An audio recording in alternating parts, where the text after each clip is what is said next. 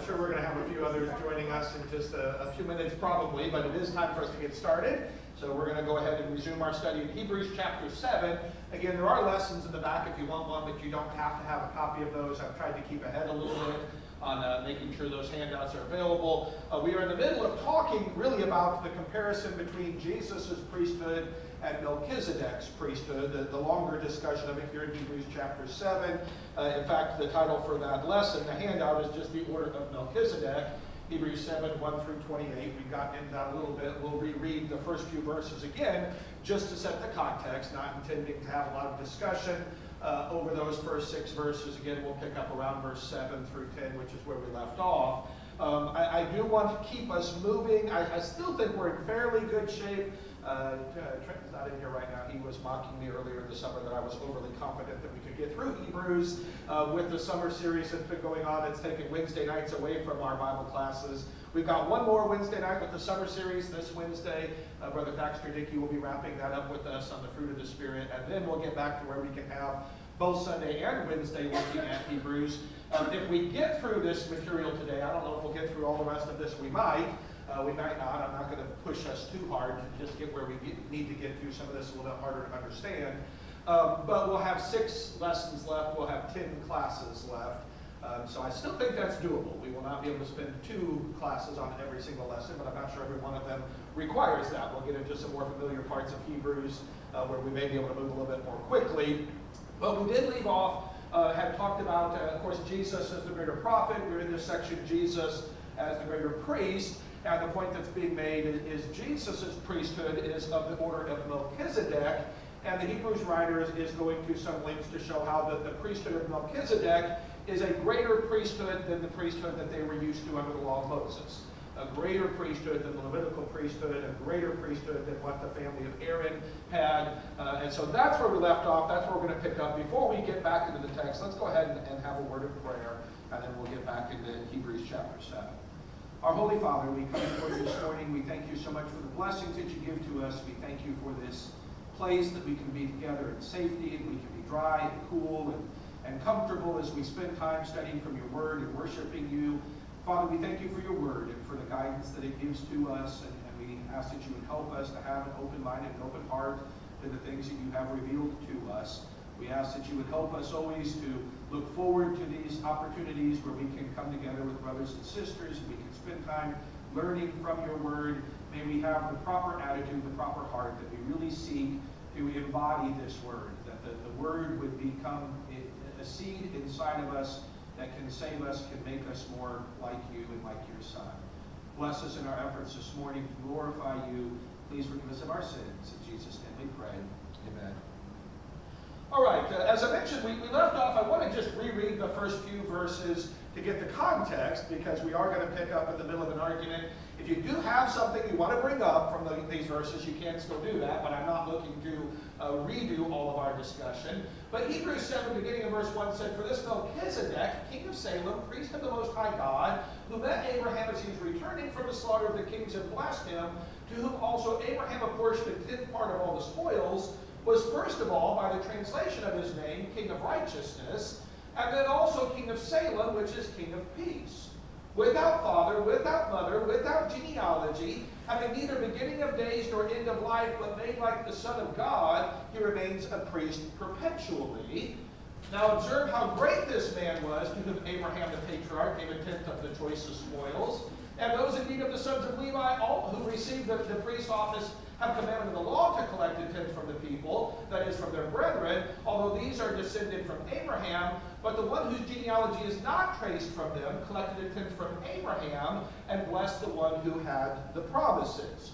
And then where we left off, "But without dispute, the lesser is blessed by the greater. In this case, mortal men receive tithes, but in that case one receives them, of whom it is witnessed that he lives on.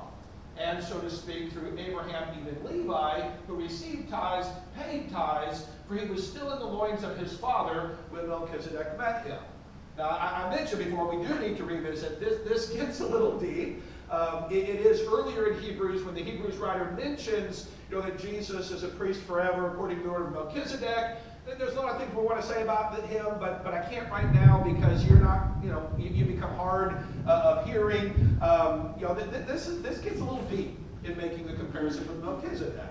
And when he makes the comparison with Melchizedek, I think probably the most difficult aspect of it is the areas where he seems to imply Melchizedek is eternal in some way, without father, without mother, without beginning, without end. Here we have a statement made, he lives on, in contrast to mortals who, they're more. Is the Hebrews writer really saying Melchizedek is eternal? I suggested to you, I'm not convinced of that.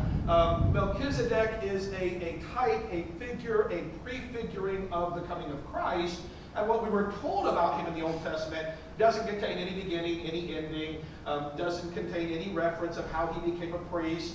I mean, we just are going through Abraham's account, coming back from the Battle of the Kings, and boom, here's this guy. He's a priest of God. He's a king of peace. He's a king of righteousness. Abraham gives him a tithe. This Melchizedek guy blesses him, and then he drops out of the pages of history. And other than the one messianic psalm that says of the Messiah that you are a priest forever according to the order of Melchizedek, we never read about Melchizedek again until we come to Hebrews. And Hebrews 9 times comes back and talks about this guy, Melchizedek. So I will say, I said last class and maybe the class before, I can't be emphatic on saying who Melchizedek is and what's being said about him. But I do think there's largely kind of some play on words. There's some typology being used here. I gave you the comparison. We'll come to it later, like in Hebrews chapter 11, where all these heroes of faith are being used as types for Christ. There's parts of their life that were pointing to Christ. And the Hebrews writer uses language that's not literally true, but it makes the point, like Abraham offering up his only begotten son. Abraham did not have only one son. Abraham clearly had another son before Isaac. Why talk about his only begotten son? It helps with the typology. It helps with the idea of God offering up his one and only son.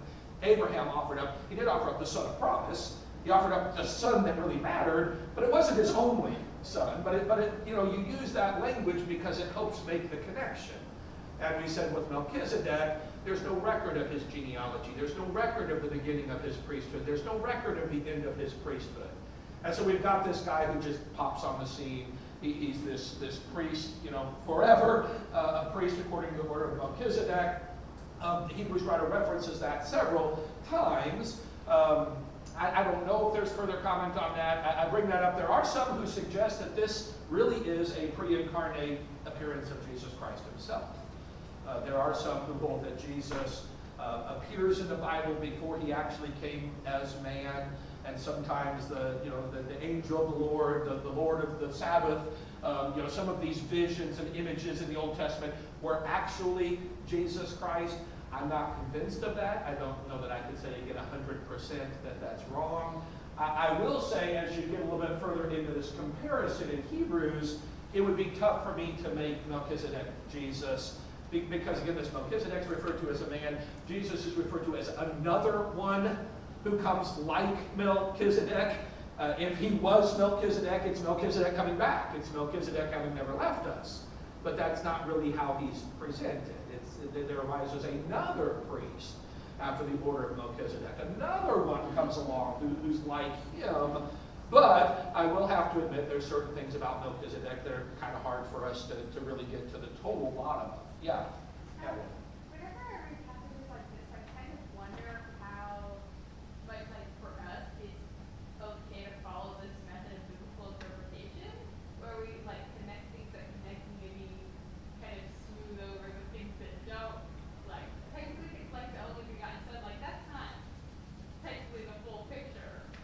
So do you have any advice or perspective on this? Well, I don't know what else to do with it. I think we're meant to make the connections we can make, and with the ones that we don't, I think that's where it's important not to be emphatic in those other areas and say, I don't know what to do with that. It's kind of that interpretation when we come to any historical event, even when you come to things like the parables, sometimes in the parables we're always left with, well, this is an obvious connection, and what this represents, I'm not sure. And it may not represent anything. Is it possible that there's some details that are given on the side that don't? Generally speaking, we'll say, hey, if God put it in his word, it's there for a reason. the Bible isn't that big, and there's not just a whole lot of superfluous stories and words that don't have some reason behind them, or even details. Most of us find in Bible study when a detail's given, we may at first not understand what it represents, and then when you start, it just seems odd that this detail's given. You get into a deeper study, and you come to find something significant with that detail, or there's a connection somewhere else. So I still would look for the connection. I don't know that I would say we just kind of gloss over it and say, well, we'll just ignore that part because we don't know what it means. I think it's intentional that said. Sometimes the intentionality is to point us somewhere else. So, why use again, I want to be careful here, like Abraham with Isaac, his only begotten son. I would say that's literalistically, factualistically an untrue statement. But the reason it's said is to very much make the connection between God giving his literal only son. And so the wording was used there. In the same way here, I think with Melchizedek, without a doubt, we are supposed to see the connection between him and Jesus. The way in which he is foreshadowing Jesus. So are some of the things about Melchizedek, I don't want to say overstated. We're so technical in our society, in our culture. We're so literalistic, we're so scientific, we're so precise. We really think if somebody says something that's just slightly off, they're lying. Well, it isn't how humans have viewed communication for most of history. You don't have to have every single detail exactly precise, or else you're lying. It's what were they trying to convey? What are they trying to give us in that picture? Yeah. Well, as far as like the Isaac situation, he's the only begotten son of promise. Right. Because between him and Sarah, he was the only son. Right. Granted, Abraham did, of course, have another son, but he didn't stick around because he and Hagar went off on their own for their own safety. So technically, Isaac is the only begotten son. He's the only one. Like if you think about back in that time frame, Sure. it almost is like Ishmael was Yep. exiled, so to Yep. speak. So he would have been the only acknowledged son anyway. Yeah, I can defend it. Yeah, I mean, it's not false. It's just not the normal way we would think about it, but you can make that argument. Yeah, David. As people of faith, we want to take something like this and call it a contradiction. They No, call it rejecting. it's It's not. not Bible. Yep. God can't exist because this kind of thing appears there. It clearly, in my mind, is not a contradiction because God doesn't lie, and this is his final word. Yes. And he's making important points here. Yes, and when you do the comparison, which again, in the context, what's the Hebrews writer doing? He's making an extended comparison between the Levitical priesthood and the priesthood of Melchizedek. The Levitical priesthood is based on your genealogy. It is based on coming from the tribe of Levi. It is based on being from the family of Aaron. You do not become a priest until the priest ahead of you. If you're in the right lineage, the prior priest has to die. You take your priesthood for a brief period of time until you die, and someone else takes it. Melchizedek is not that kind of priest. There's no record of him getting his priesthood because of his genealogy. There's no record of a priest before him that he took over from. There's no record of a priest after him, after he was gone. And I think that's what the Hebrews writer is playing off of. Here's a priesthood that wasn't based on his genealogy. That wasn't based on what family he came from. That wasn't a temporary priesthood that he's just filling the gap between a couple of other priests who will come in this lineage and this chronology of priests. That's what makes him different. And then you have things like his name being Melchizedek, the king of righteousness, and you have him being the king over the city of Salem, which is king of peace. And all of these things are going to go, wow. I mean, this seems pretty obvious messianic terms that are being used here. And so I think that's part of what the Hebrews writer is playing off of. Now he also does, say he is greater than Abraham. To again make this comparison, the Levites and the priests in Abraham's lineage, they're not greater than Abraham. They're descendants of Abraham. They all came from Abraham. So however great you want to make the priesthood, the Levitical priesthood, the Aaronic priesthood, the Jewish priesthood, those priests were clearly not greater than Abraham, but Melchizedek was. Melchizedek was a greater priest than Abraham himself. because Abraham paid him tithes, and Melchizedek blessed Abraham. And he does the tithes thing and tries to argue that. He also says, in verse 7, without any dispute, the lesser is blessed by the greater. When you look at this relationship between Abraham and Melchizedek, if you had to say who was greater, of course, what the Jewish typical answer probably would have been, before the Hebrews writer makes this argument, who's greater, Abraham or Melchizedek? Well, they probably would have said Abraham. Abraham's great. I mean, he's great as he's the father of the faithful. He's the one that God made the promises to. We don't know anything about this Melchizedek dude that just pops on the scene for this one event and is gone. But the Hebrews writer says, no, when you look at their relationship, there's a greater aspect to Melchizedek. And so a priest who is a priest like Melchizedek would be greater than any of the priests that came through Abraham's lineage, through Levi. That's the whole context is this greater priesthood of Jesus, and being greater than that of the Levitical priests. And so, in the case of mortal men received tithes, in that case, when from whom his witness he lives on. Through Abraham, even Levi, who received tithes, paid tithes, for he was still in the loins of his father when Melchizedek met him. Again, that's it. Western scientific thinking there. That becomes a stretch, but I mean, we get it. Abraham and Isaac and Jacob and Levi and all the family that's there to get down to, Levi, he says, was still in the loins of his father. He's still several generations away, before you get to that. So this Melchizedek's priesthood is greater than the Levitical priesthood. I think that's the main point that he's trying to make. Other comments or questions, and feel free. I mean, if you want to go back and revisit, what was said about Melchizedek, I'll be the first to say there are some things here I don't get. But the main comparison, I think, is pretty easy to see. It's hard to miss the main comparison, that this Melchizedek is greater than Levi. His priesthood is a greater priesthood than the Levitical priesthood. Why is that significant? Because after the one little event back in Genesis, when I say little event, I don't mean it's insignificant, the short event in Genesis, after that short event in Genesis, his name only pops up one time in the Old Testament, and that's a messianic prophecy that when Messiah comes, he will be a priest forever according to the order of Melchizedek, not according to the order of Levi or Aaron. Yeah?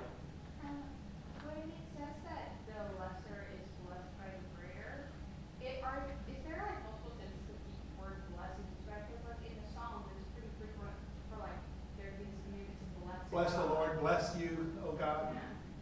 So, is that different? I assume so, because God is talking. Yes, I think there's I don't know that there's a different word that's being used. There's obviously different contexts in which it's used. If I, even the priest pronounced a blessing on the people, but even that blessing was what? I bless you, or the Lord bless you and keep you. The Lord bless you and keep you. In what sense, when Jesus took bread, blessed the bread? The bread received, so the bread is greater than Jesus. Wait, no, Jesus was greater. He gave the blessing. But, you're blessing God, you're giving thanks. So I do think there's two different senses, but there's the understanding if you seek someone else to give you a blessing, you're acknowledging their greatness over you. When we bless God, we're acknowledging his greatness. It is used in a different sense. I don't know that it's a different word, but ours is more, do we really have to bless God? Is God not blessed if we don't do it? We are acknowledging his greatness. He doesn't become, you're lucky, God, we blessed you today. You wouldn't have been blessed without us blessing you. That is not the case. But in some of these other relationships, that's what we're talking about. Somebody receiving a blessing that they would not have otherwise had. This other person had to give that blessing in order for it to exist. Great question. It's looking at what's intended, and what's being conveyed in some of those. But that's a great point, and it is obviously used more than one way in the Bible. So, other comments related to that. And as we go forward a little bit more, then verses 11 and 12, we have another discussion about the Levitical priesthood having been replaced by Jesus' priesthood. Now, if perfection was through the Levitical priesthood, for on the basis of it the people received the law, what further need was there for another priest to arise according to the order of Melchizedek, and not be designated according to the order of Aaron? For when the priesthood is changed, of necessity, there takes place a change in the law also. And he's going to get into another really important argument here in a minute. But the next point he makes is that Levitical priesthood wasn't perfect. That Levitical priesthood that didn't come until you had the law, it was on the basis that the people received the law, and the Levitical priesthood wasn't in existence in Abraham's day, or Isaac, or Jacob, or even in Levi's day. I mean, you've got to get down to the days of Moses. You've got to get down to when the law was finally given, that we got this Levitical priesthood. But he says, if it were perfect, if perfection came through the Levitical priesthood, then God would never need to change that. If the Levitical priesthood could have actually brought about salvation, true salvation, and true forgiveness of sins, and true cleansing of the conscience, and really cause us to be able to be one with God, then God never would have needed to change that. But even back under the old law, God made the promise, I'm going to send another priest. I'm going to send somebody else under the priest of the order of Melchizedek. Now, if he's doing that, we'll get to verse 12 here in a second. I'll first see if anybody has further comments on verse 11. But, what further need was there for another priest to arise according to the order of Melchizedek, not the order of Aaron? Verse 12, when the priesthood is changed of necessity, the law has to change also. Because the Levitical priesthood was connected directly to the law. The law said how you can be a Levitical. The law talks a lot about the priesthood, doesn't it? It tells who can be a priest, who can't be a priest, what the priests are supposed to do, when they're supposed to do it, how they're supposed to do it, how they're supposed to dress. That's all part of the law. If you're not doing that, then you're not keeping the law's priesthood there. If it's authorized by God, you got two choices. Either you're breaking the law, or you're operating under a different law. You're clearly not under the law of Moses if you have a priesthood that's not the Levitical priesthood, because the law of Moses only has that law. But, the perfection didn't come through these priests. The perfection didn't come through the law. He'll talk more about that a little bit later. So God needed to replace those. Any comments or questions on that up to that point? Then an important argument that comes in based on verse 12, when the priesthood is changed, of necessity there takes place a change of the law also. Beginning in verse 13, for the one concerning whom these things are spoken belongs to another tribe, from which no one has officiated at the altar. For it is evident that our Lord was descended from Judah, a tribe with reference to which Moses spoke nothing concerning priests. And this is clearer still if another priest arises according to the likeness of Melchizedek, who has become such not on the basis of a law of physical requirement, but according to the power of indestructible life. Now, again, I'll acknowledge verse 13, Melchizedek had an indestructible life. Maybe Melchizedek never has died. I'm okay with that. If God took him, or, we don't have a record of that, unless that's what the Hebrews writer is indicating here in these passages. But the bigger point that's being made is, it's clear when we're talking about this one, and who's this one? Jesus, that Jesus is our priest. Jesus can't be our priest under the law of Moses. He can't be. To Jewish Christians who are, they've accepted Jesus Christ as the Messiah. They've accepted that Jesus has offered himself as a sacrifice for us. That Jesus is set down at the right hand of God. That Jesus is our great high priest. That means we cannot be under the law of Moses. And there is a little bit of a discussion here of silence. He says the law of Moses never said anything about a priest coming from Judah. The law of Moses just talked about the priest coming from Levi. And when the law says the priests come from Levi, and it doesn't say anything about priests coming from Judah, priests can't come from Judah. Now, it's an important argument when we talk about biblical authority, isn't it? Because we oftentimes get drawn into arguments based on silence. Arguments, well, did God say they can't come from Judah? Did God say, priests come from Levi, they don't come from Judah, Simeon, Issachar, Naphtali, No, he just said they come from Levi. And he never talked about them coming from any other tribe. And when God speaks that way, that means they can't come from the other tribes. If God tells us to do one thing and he doesn't tell us to do something else, then it's not authorized. Now, I know in the bigger discussions, I would agree with some modifications of these discussions in recent years. Silence doesn't necessarily always prohibit. Silence doesn't tell us anything. Silence certainly does not authorize anything. When we act in silence, there's at least a huge chance that we're acting in error. Here, the Hebrews writer goes further than that, because there's so much that was explained. It's not that priesthood. It's evident our Lord was descended from Judah, a tribe with reference to which Moses spoke nothing concerning priests. And so, what he said back in verse 12, the law must have changed. We must have a different law, because the law said priests come from that tribe. And Jesus is a priest, but doesn't come from that tribe. Jesus comes from a different tribe. And it's clearer still. It's the likeness of Melchizedek. He became priest not on the basis of a law of physical requirement. That's again the point. Melchizedek didn't become priest because he was from the right genealogy. And he didn't proceed after another priest who died. And it wasn't those kinds of requirements. God just made him a priest, apparently. God just decided he's the priest of God. Well, God did that with his son. He just made him a priest based on who he is. Not based on coming from the right family, the right genealogy, living at the right time when a previous priest dies. No, it's based on who he is. I think you could actually say, I'm not sure the statement in verse 16 of the indestructible life actually applies to Melchizedek. I think it very well could just apply to Jesus. Another priest arises according to the likeness of Melchizedek. Jesus arose as a priest according to the likeness of Melchizedek. How did Jesus become priest? Not on the basis of the law of physical right, but according to the power of an indestructible life. It's the indestructible life of Jesus that made him priest. I'm not sure that has to be applied to Melchizedek. He was of the likeness of Melchizedek, but he became a priest according to the order of Melchizedek based on his indestructible life. Trenton? Well, this is an argument based on just the English, not the language, but the antecedent is another priest.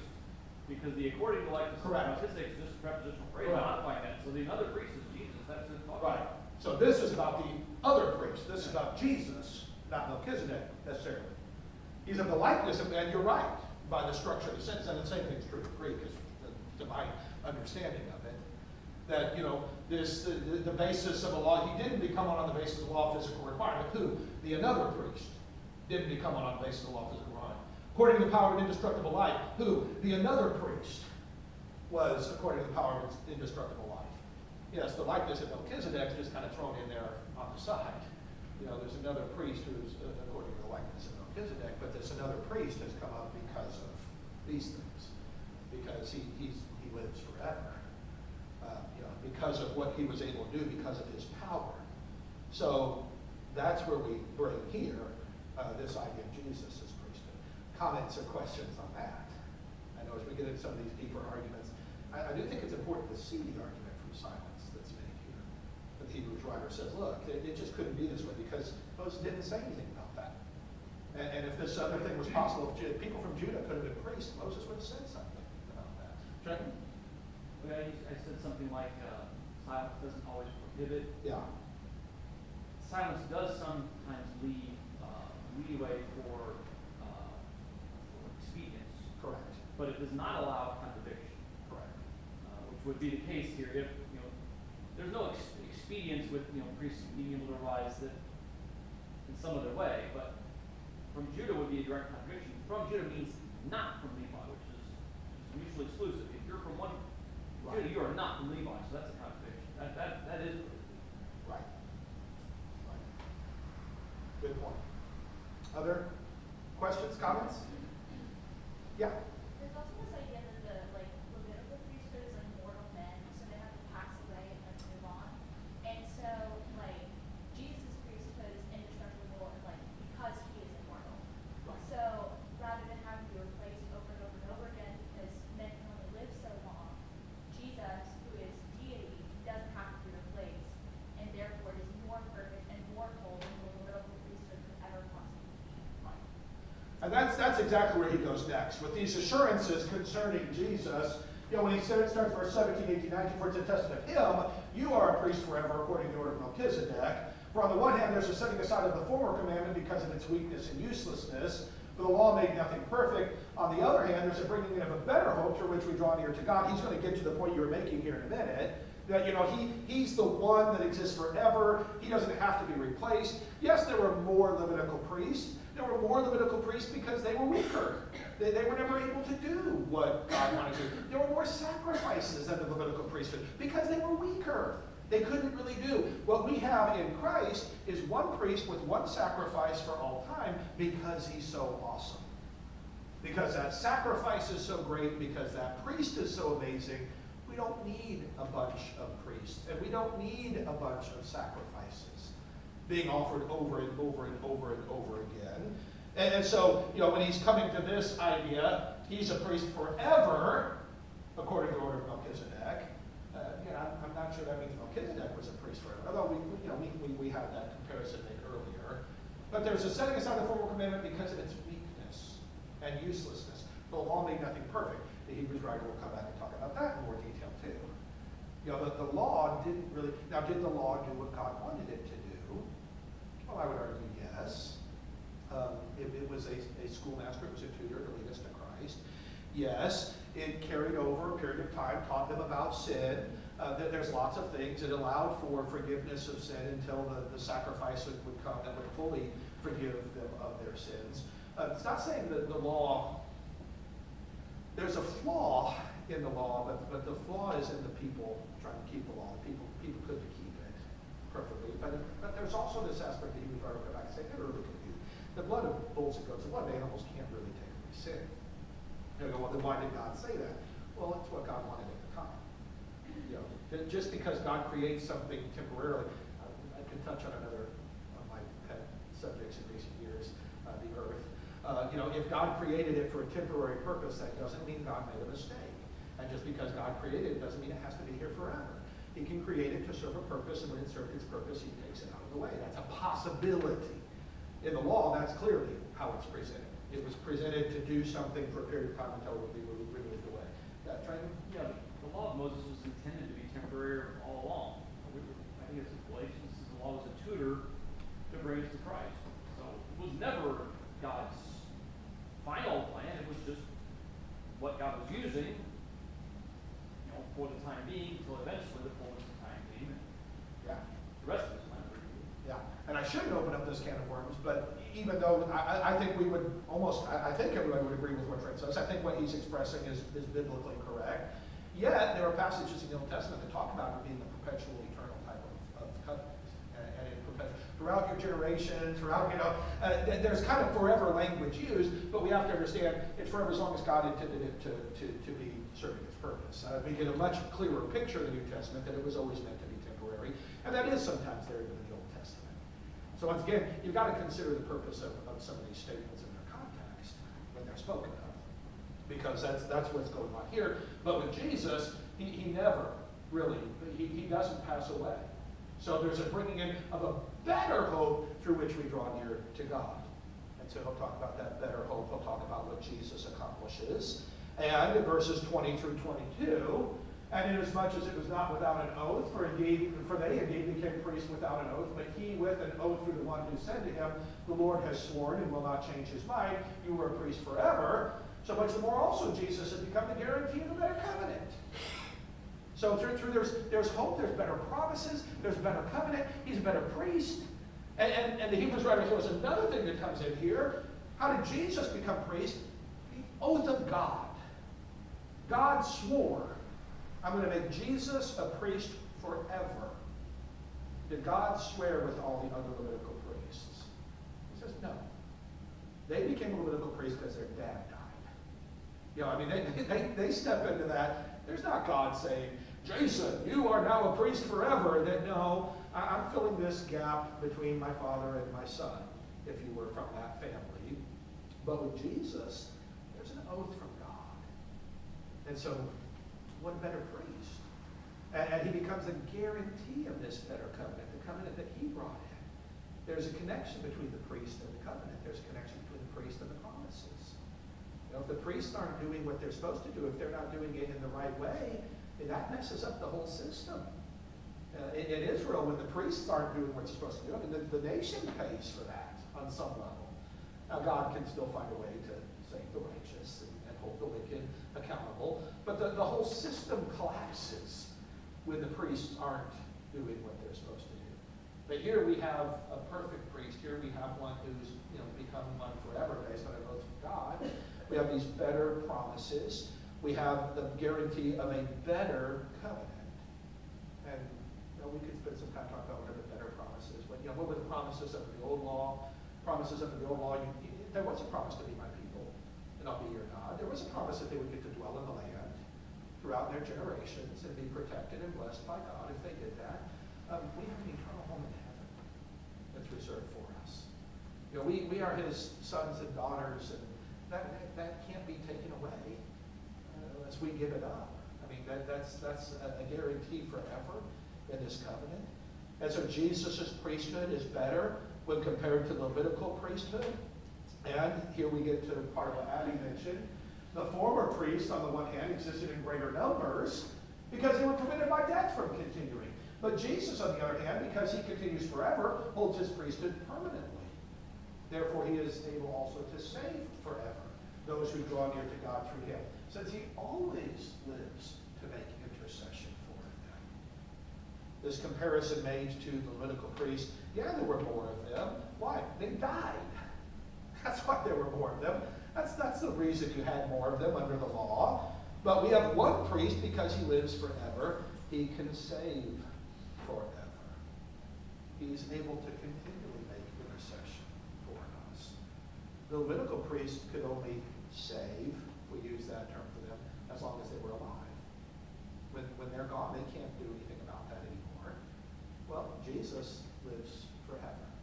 And so he can constantly make us, if we've come to him as our priest and he's interceded on our behalf, and he's restored this relationship between us and God, and he's constantly in the presence of God, then we're good forever in regard to that.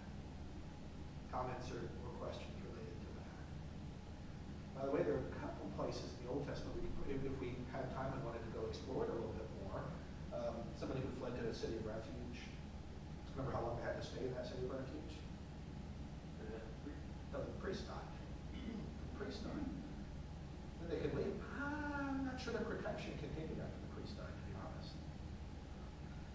The whole being protected, they flee to the city, the elders of the city hear their case, and they're going to be protected. If this is where there was an avenger of blood, there was somebody killed somebody else, but they're claiming it was unintentional. I didn't mean to kill him, and so I flee to the city of refuge, and you can be protected as long as the priest is alive. When that priest dies, it kind of ends that. I don't know if at that point can the avenger of blood come and get you now. Do you have to leave the city of refuge? Got to flee somewhere that's kind of scary. You'd hope that there's a pretty new priest at the time when you fled there was going to live a lot longer than you live, so that you can have that protection. But they could only intercede on your behalf as long as they were alive. But Jesus, he lives forever. He always lives to make intercession for us. And then the Hebrews writer closes out this chapter by telling us how great Jesus is. When he says in verses 26 through 28, it was fitting for us to have such a high priest, holy, innocent, undefiled, separated from sinners, and exalted above the heavens, who does not need daily, like those high priests, to offer up sacrifices, first for his own sins and then for the sins of the people, because this he did once for all when he offered up himself. For the law appoints men as high priests who are weak, but the word of the oath, which came after the law, appoints a son made perfect forever. And he does that comparison here. What kind of a priest do we have? He's holy. He's holy. Holiness in and of itself, he's different. He's set apart. He's higher. He's not like us. Now he was made like us. The Hebrews writer made that point earlier in the book. He was made like us in every respect without sin. He had to be made like his brethren. He became like us. But he's not, there's this nature to him. We understand. He's holy. He is innocent. He is undefiled. He is separated from sinners. He came down to save sinners, but he's not a sinner. He never sinned. He never yielded to that, to those temptations. And he's been exalted above the heavens to heaven itself, to the actual presence of God. He doesn't need daily, like those high priests, to offer up sacrifices for his own sins and sins, because he did once for all. When he offered up himself. He didn't have to get up every day and do the daily sacrifices over and over and over again. He doesn't have to offer sacrifices for himself at all because he's sinless. And when he offered himself for us, that covers it.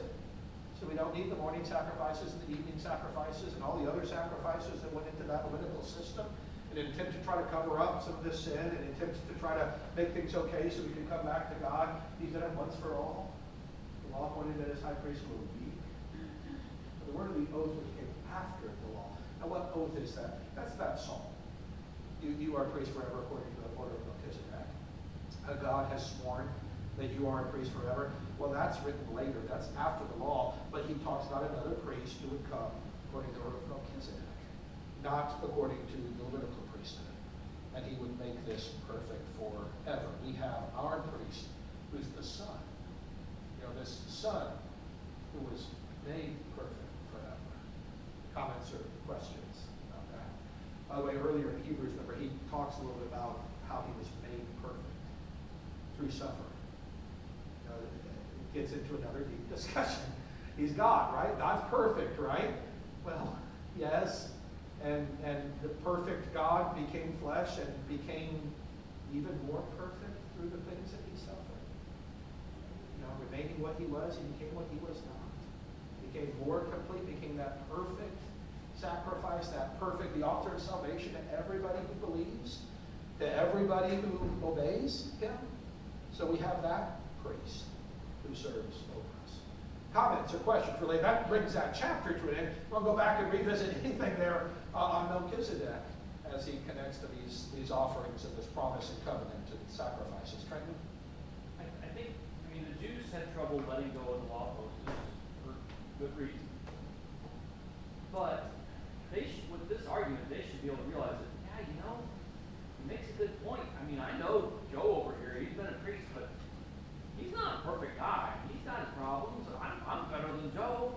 But, they respected the priesthood, but they knew that the priests themselves were not perfect. So, it would be nice if we had a priest who was actually holy and undefiled, instead of having a guy who's just going to offer sacrifices for his own sins too before he can take care of ours. Right. Yeah, and then the priests are supposed to be holy to the Lord. That's on their clothing that they're set apart for the Lord. But there's this aspect in which they're just one of us, and they have their sins, and they've got to offer sacrifices for their sins, and then they offer them for the people as well. But this is better all the way around. And when you say the Jews had a hard time letting some of that go, I think that's obvious, and the argument is being made here. Now this isn't the end of the argument at all. In Hebrews. Here he's offered that he's talked about we have this better priest, we have this great high priest. Well, we're going to go into the next section. We have this better covenant that he introduced here, but he's going to get into a bigger discussion of it. We'll follow that. We have a better sacrifice, and so those are the discussions that are focused on there. And so he's still going to spend a couple of chapters talking about these things. It's not the end of this discussion of Jesus as a priest. You need to understand what it means when Jesus has become our priest. And then, yes, this is a better covenant than what was under the law of Moses. This is a better sacrifice than what was under. We have a greater hope. We have everything about this is better than what God had done under the law of Moses. Which, again, I think we could talk about things like typology. It's always the case. The type that we're given first, when the fulfillment comes, it's greater than that. And there's a sense in which he's going to argue everything that was part of this law of Moses, the tabernacle, the priesthood, the sacrifices, they all were pointing to something greater. What we have in Jesus is greater than any of those things. Any other comment? I've got 29 seconds left, so I don't really want to start the next lesson. But that is what we're going to be getting into, the better covenant, Hebrews 8. And this is only 27 verses long. I do not think we'll get through all of that in one class. I think this, again, is going to cause us to split it into a couple. But he'll talk about this better covenant, Hebrews 8, 1 through 9, 14, in the next section, which just continues to build off of what he just said. He's this, priest of a better covenant, better hope, better promises, all the things that Jesus was able to bring about. All right. If there's no other comments, we will leave off there then. Appreciate everything that you shared. We'll pick up there again Wednesday nights, the end of our summer series, and then we'll resume this next Sunday.